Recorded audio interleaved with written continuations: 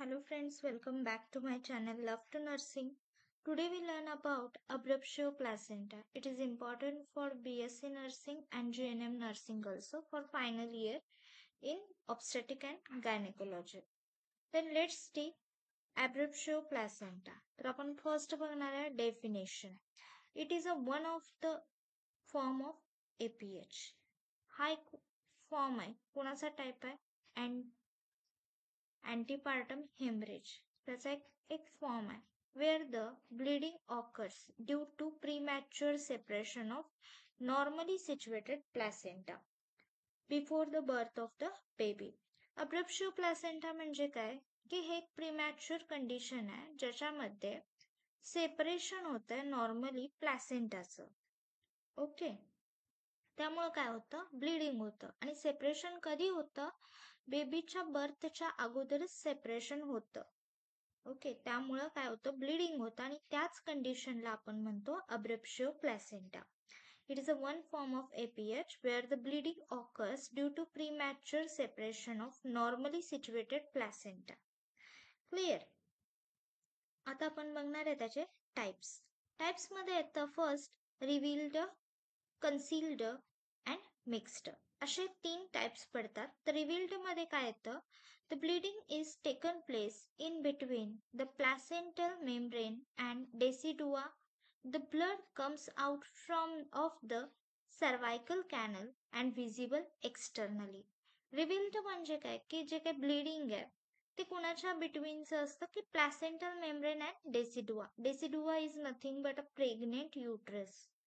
Okay, तर pregnant uterus आणि placental membrane मधलं ते ब्लिडिंग असतं. ओके, जे आपल्याला सर्वायकल कॅनल थ्रू बाहेर दिसतं. ओके, आणि visibly externally. This is called revealed. Then concealed. The blood collects behind the separate placenta or collected in between membrane and decidua.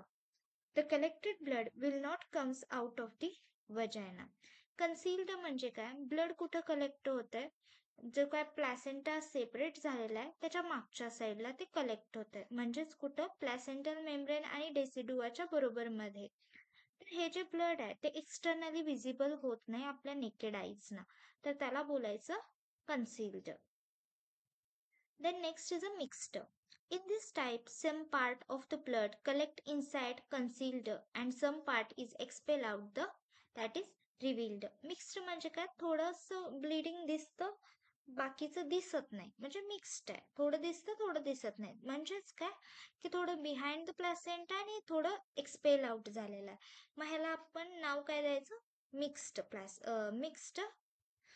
काय म्हणणार तुम्ही, अब्रप्शिओ प्लॅसेंटा. ओके, 3 टाइप्स आहेत, रिव्हील्ड, कन्सिल्ड अँड मिक्स्ड. क्लिअर?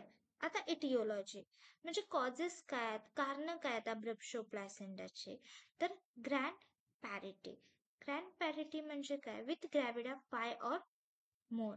जर तुम्ही multipara असाल, तुम्हाला सारखी प्रेग्नेन्सी जर असेल, ओके, 2 किंवा 3 पेक्षा जास्त जर तुम्हाला चिल्ड्रन्स असतील तर त्याला ग्रँड पॅरिटी बोलतात आणि त्यामुळे सुद्धा अब्रप्शिओ प्लॅसेंटा होऊ शकतो. ऍडव्हान्स एज ऑफ मदर, जर मदरचं वय 35 और 40च्या पुढे असेल तरी सुद्धा तुम्हाला अब्रप्शिओ प्लॅसेंटा होतो. Then malnutrition. मालन्यूट्रिशनमुळे सुद्धा अब्रप्शिओ प्लॅसेंटाला फेस करावं लागतं. Smoking. Then hypertension in pregnancy. Trauma. Trauma म्हणजे काय, attempt of external cephalic version. जर काही ट्रॉमा असेल तरी सुद्धा ते सेपरेट होतं. Okay, amniocentesis, needle puncture, sudden uterine decompression, uterus in cord. Okay, suddenly gets shrink म्हणजे युटेराईन डिकॉम्प्रेशन होतं प्लस श्रिंक होतं युट्रस तुमचं अचानकपणे. Delivery of first baby in twins, जर ट्विन्स झाले असतील पहिला तुम्हाला तर. पॉलिहायड्रोमनॉज, जर ॲम्निओटिक फ्लुइड ॲव्हरेज पेक्षा जर जास्त झालं असेल तर. PROM, that is pre rupture of membrane. If cord short असेल तर. Supine hypotension syndrome, SHS. Okay, supine hypotension syndrome. Then woman lies of her back and resolve Then, in this condition, which occurs in pregnancy, there is a passive engorgement of the uterine and placental vessels, resulting in rupture and extraction of the blood. Okay, तर काय होतं, हे causes आहेत आपले. Okay, तर इथं काय होतं की ह्या कंडिशन मध्ये जे आहे, in this condition which occurs in pregnancy there is a passive engorgement. एक passive engorgement होते युटेराइनची आणि प्लॅसेंटल व्हेसल्सची, आणि त्याला काय होतं की मेम्ब्रेन तिथला रप्चर होतं. देन प्लॅसेंटल ॲबनॉर्मॅलिटी, सर्कमव्हॅलेंट प्लॅसेंटा दिसायला लागतो. सिक प्लॅसेंटा, तुमचा प्लॅसेंटा सिक वाटतो, त्यामुळे काय होतं की त्याच्यामध्ये एनर्जी नसते, त्यामुळे तो डायरेक्टली सेपरेट होतो. ओके, आता क्लिनिकल क्लासिफिकेशन, तर त्याचं क्लासिफिकेशन पडलेलं आहे. हे डिपेंड कशावर असतं की प्लॅसेंटल ॲब्रप्शन वरती. तर ग्रेड 0 मध्ये येतं clinical features may be absent and diagnosis is made after delivery. Grade 0 म्हणजे काय की त्याच्यामध्ये साइन अँड सिम्पटम तुम्हाला काहीच दिसणार नाही, आणि डायग्नोस कधी होईल, जेव्हा बेबी डिलिव्हर होईल त्यावेळी.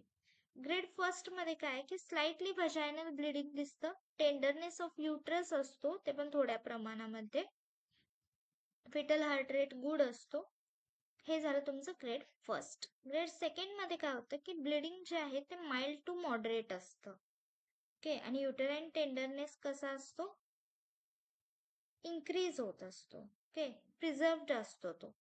शॉक अब्सेंट असतो, फिटल डिस्ट्रेस किंवा फिटल डेथ सुद्धा इथं होऊ शकते ग्रेड सेकंड मध्ये.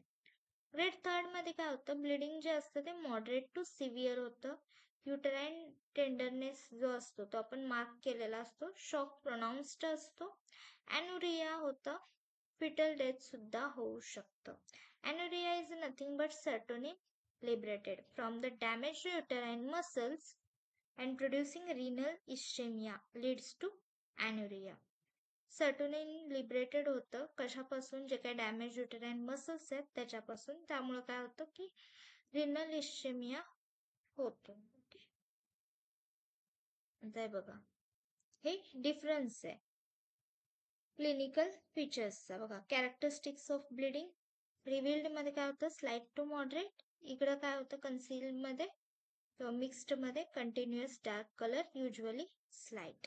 Okay, general condition shock absent आहे, शॉक प्रोनाउन्स्ड आहे इकडं, अँड पॅलर मध्ये blood loss which is visible, आणि इकडं severe and out of proportion to visible bleeding.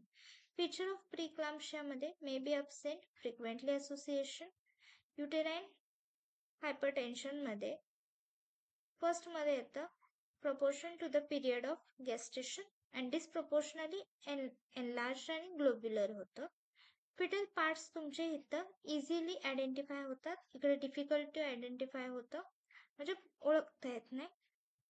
Uterine output normal आहे, इकडे युजली डिमिनिश झालेला आहे. आता इन्व्हेस्टिगेशन कसं करायचं की ह्याला ॲब्रप्शो प्लॅसेंटा आहे, तर फर्स्ट तुमचं इम्पॉर्टंट असणार आहे ultrasonography, then blood test. Okay, त्याच्यामध्ये हिमोग्लोबिन तुमचं चेक केलं जाईल, कोॲग्युलेशन प्रोफाईल चेक केली जाईल, and find out the type of abruptio placenta. Prevent कसं करायचं आहे की आपल्याला अर्ली डिटेक्शन ठेवायचं आहे.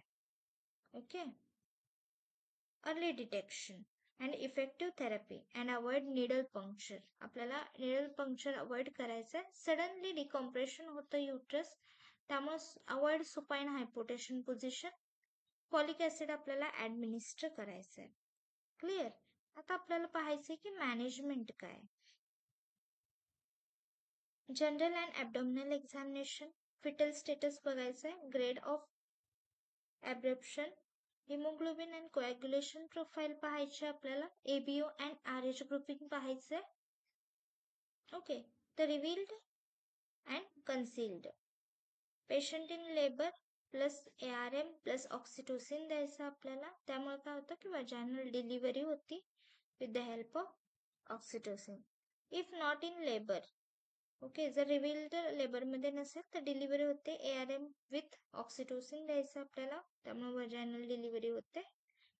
इकडं पण सेम कन्सिल्ड मध्ये ARM plus oxytocin, caesarean section, vaginal deliveries cases. Okay, ह्याला काय होणार आहे, oxytocin to be continue to improve uterine tone along with blood transfusion.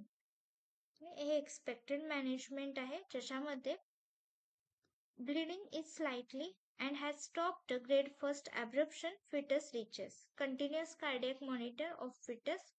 Observation of patient 24 to 48 hours to ensure that no further placental separation occurring. Okay. Then betamethasone is given to accelerate fetal lung maturation. आपण betamethasone का देतोय? कारण लंग्सचं maturation आपल्याला वाढवायचं असतं. Okay, तर various complication सुद्धा होऊ शकतात की रिव्हिल्ड मध्ये आणि कन्सिल्ड मध्ये सुद्धा. कसं होतं की विजिबल ब्लड लॉस असल्यामुळे मॅटर्नल डेथ सुद्धा होऊ शकते, पण ही रेअर आहे. कन्सिल्ड मध्ये हेमरेज मध्ये जाऊ शकतो पेशंट, शॉक मध्ये जाऊ शकतो, एमनोटिक फ्लुइड एम्बोलिझम होऊ शकतं, ब्लड कॅग्युलेशन होऊ शकतं, ऑलिगोरिया. ऑलिगोरिया म्हणजे काय की युटेराईन मसल्स प्रोड्युसिंग रिनल इश्यमी हे डॅमेज होतं.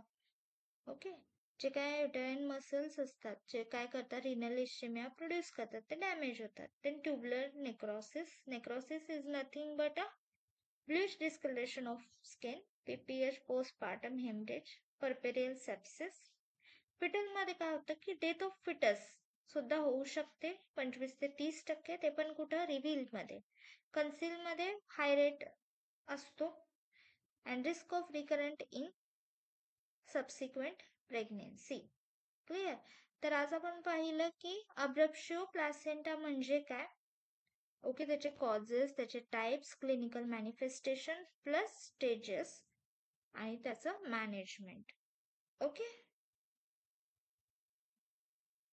I hope you understood this video. Thank you so much guys for watching my video. Press the like button and share to your friend and subscribe my channel. Okay, if तुम्हाला काही doubt असेल तर comment मध्ये तुम्ही टाकू शकता. Thank you so much. Be safe.